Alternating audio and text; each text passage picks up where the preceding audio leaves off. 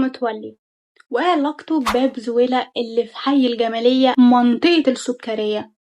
المتولي ده احنا ما نعرفوش ولا نعرفه ولا انت تعرفه ولا حد يعرفه. هو مين احنا مش عارفين.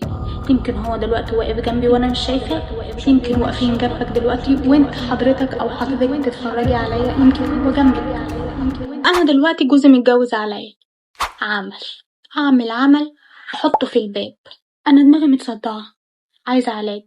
اعمل ايه؟ هجيب مسمار احطه هنا، اكيد مش هدقه، هحطه هنا واجيب قمطة والفه، انا معرفش قلتها صح ولا لا، والفه وبعدين اشيل المسمار اعلقه في الباب. كده انا مش هيجيله صداع تاني. ضرسي وجعني، اخلعه واحطه في منديل او في كيس او في امين whatever، مش عارفين هو ايه، وبعدين نعلقه في مسمار. هوب، كده الوجع مش هيروح.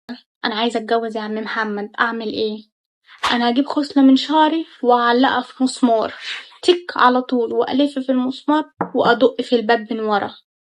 اجي تاني يوم ملاقيش الخصلة، كده انا هتجوز. مش حاطين برضو في نفس الوقت ان في هوا ممكن، دي خصلة شعر، دي خصلاية اهي، خصلة اهي، انتوا شايفينها اهي، هتطير عادي. هو ده المتولي. مين هو المتولي؟ ما نعرفش.